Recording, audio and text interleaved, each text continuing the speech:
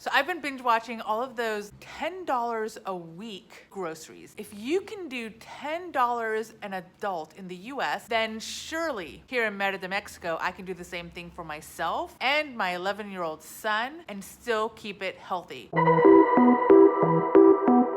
So my challenge for this week is to show you everything I've purchased in the food category, whether it's groceries or eating out. You're gonna see it all. Now, also know that this week I do have some meat at home. I've got some vegetables. I've got some like rice and pasta. Like I've got food at home. So I'm not going to pretend like I'm starting in an empty house. I do have groceries. My normal budget for groceries and eating out averages to about $500 a month, up towards $700, especially during the holidays or anytime we tend to go out a little bit more. So that's my normal. Like I spend $500 to $700 a month on groceries / eating out. So we're gonna see, like, can I keep it healthy? Can I still eat out a little bit and still keep it within a true budget? $500 to $700 that I've been spending. So today is Sunday. We are gonna go to Lucas de Galvez and get specifically eggs, vegetables. I think I have enough fruit to last a few days, but my expectation is throughout the week, I'll be going shopping at least once more, if not more, quite frankly,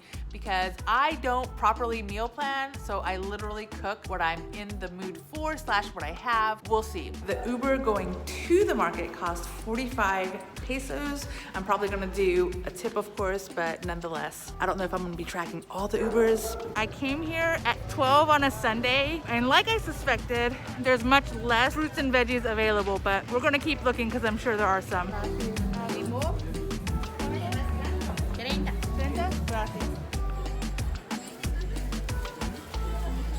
Couldn't resist.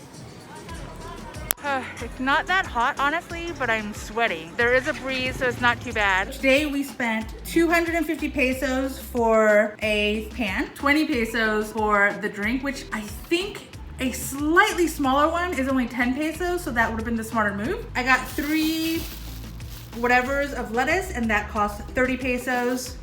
This bag of cucumbers, 10 pesos. 4 bell peppers, 40 pesos. So altogether, the grocery side costs 80 pesos, which is essentially $4, and then $1 for that guy. So then we're at $5 spent already. Okay, so I'm going to Walmart really quickly.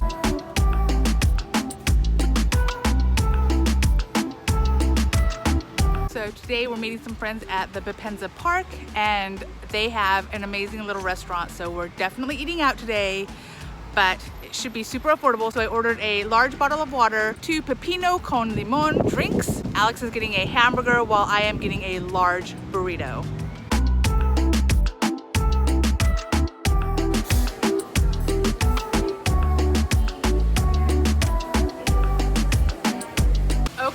So today was a cooler day. It's like 70 degrees and it had a 70% chance of rain. And so yeah, we just hit that 70%. So I'm soaking wet, but I'm almost there. So, you know, luckily this entire body completely waterproof.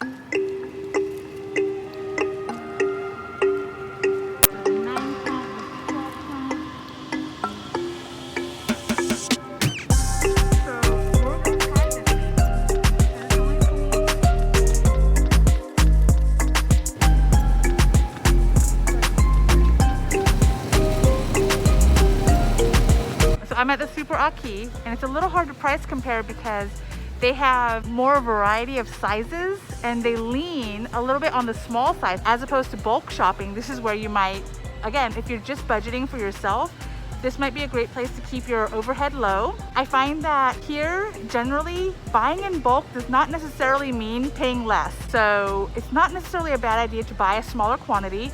It does mean you have to shop more frequently, but that's something that the locals tend to do. They shop more than once a week for sure. Some people shopping even every day for their groceries. And again, in terms of economizing, it allows you to, one, not have to meal prep very often. You can change your mind about what you want to eat. And if you truly don't need a large quantity of something, this I think is a great option. So today was the perfect day for this experiment because it's a cool day because of the rain. So Super Aki, I would recommend if you happen to live near it, or if you're willing to Rappi with Super Aki, which I've definitely done Rappi before with Super Aki, but it's like a 30-minute walk. And so on a normal day, there's no way I would walk this far because the prices are not so dramatic that it would be worth it for me. But again, if you happen to live closer to it, or if you're not on a budget, but you're willing to go there, then that works out for you. So I think for now, I'll probably still stick to Chedraui / Walmart for the non-Mercado items. But for fruits and veggies, I definitely recommend going to the Mercado. They're much better quality.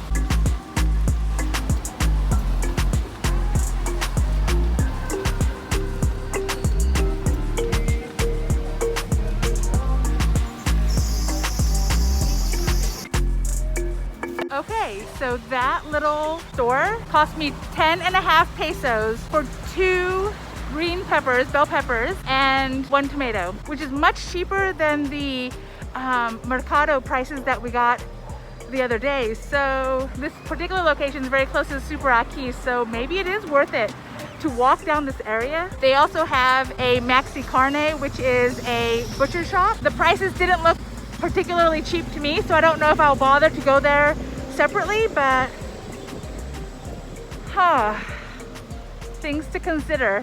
And then on this street, there's like different bread stores. I don't really need bread right now, but there's like bread stores, there are little restaurants, so there might be a benefit actually to coming here more frequently. Not a bad deal, especially because I can technically walk.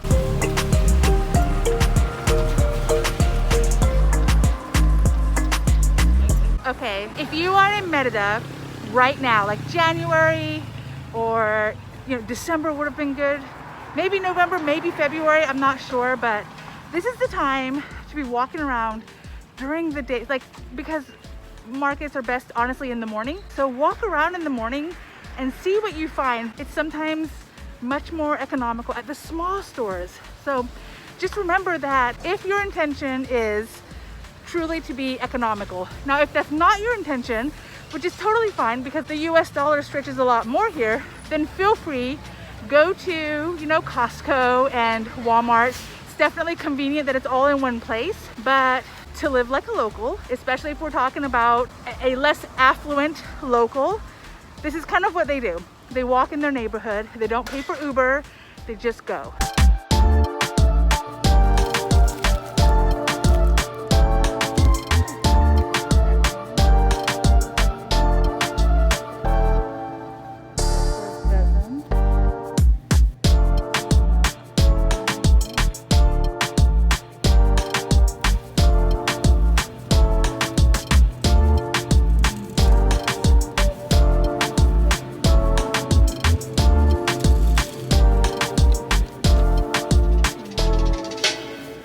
The Coke mostly because January is the last month I'm allowed to drink Coke. I'm giving it up for the year because I've been drinking way too much here. So of course, like an idiot, I'm going to drink as much as I can before the month is over. Okay, so week 1 is officially over. Let's talk about what we spent and let's talk about my predictions for next week. Total for groceries, okay, 30 pesos lettuce, 10 pesos for 5 cucumbers, 40 pesos for 4 bell peppers, a bag of spinach for, it said 34.90, but at the register it was only 30 pesos, which is nice. 5 like mini loaves of bread for 20 pesos, package of tea for 28.50, dozen eggs for 25, 2 onions for 6 pesos. And then I don't remember the individual prices, but I bought 2 bell peppers and 1 like Roma tomato for 10.50. So all of that magically equals 200 pesos. But what else did I spend in terms of food? A large Gatorade for my son for 31 pesos, a gigantic 2.5 liter Coke for myself. That is the last time you're gonna see me drinking Coke. That one was 35.50. And then for going out, I bought a $20 Pina drink, the large one from the market. I paid 151 pesos at Bepenza. I paid 300 pesos at El Orden, and then 100 pesos for ice cream. If I include the Gatorade and the Coke with the normal groceries, then my grocery budget was a total of 266.50 pesos, which is approximately $13.13. And then my going out was 571 pesos, which equals 28.12 US dollars. Okay, so one, super impressed. I cannot express how often I usually order food to the house, which I did not do at all this week, and I didn't miss it. And I also think it's kind of, I don't know, it was fun. Honestly, it was fun getting out of the house and looking at new places to shop and going to the mercados. I enjoyed it. Maybe I've been in lockdown too long, but either way, I super enjoyed it. But please keep in mind that this week I used chicken and beef that I already had in the house. I used broth, I had cheese, I had sour cream, pasta sauce, pasta, like I had rice. I had so many things in the house that helped to actually create meals, right? So this coming week, I am running low on a lot of items, and so we'll get to see. And literally, we have no meat in the house. I have eggs left over still. I've got some onions, but yeah, we're like, but yeah. So we're running out of all of the things that help to bulk up, if that makes sense, the meals that I've been making. This week will be a bigger challenge. Meat on its own, I feel like is gonna cost a decent amount. We aren't huge meat eaters. We definitely have some type of meat at least for dinner, if not for every meal. So we'll see how that plays out. And in terms of dining out, I'm not really going to limit us when we go out to eat. However, places I generally go to are not the most expensive places, but again, the huge benefit of having a budget for your groceries is it can allow you to perhaps splurge on other things, whether it's outings, whether it's eating out, all those things. But I think that's it. Oh, I do want to mention the lettuce I purchased on Sunday, I absolutely did not use. So it wilted in the fridge and I had to throw it away. So I'm hoping that this coming month, I'm much more intentional with what I purchased because I kind of like willy-nilly just bought whatever. I think I just need to be honest with myself about what I'll actually eat, what I'll actually cook. Now, there's nothing wrong with the lettuce. I absolutely could have and should have put it in a sandwich somewhere.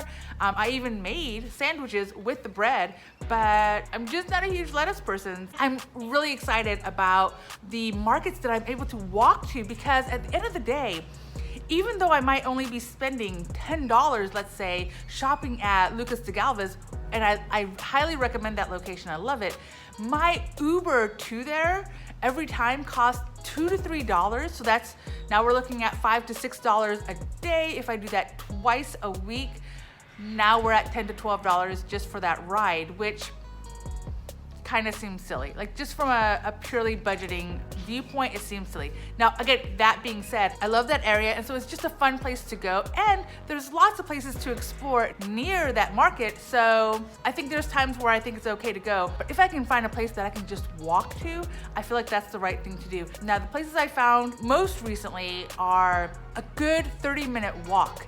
So we'll see how that plays out in terms of as the temperature gets hotter. So right now, February, it's not that huge of a deal, but it might be a big deal, let's say in May. So I'm glad that I found it because in May, I am not gonna wanna walk around like searching for things in the heat. But if I know exactly where I'm going, then I'm gonna be much more likely to weather the storm if I know where I'm going. But yeah, getting lost, not something I wanna do in the heat.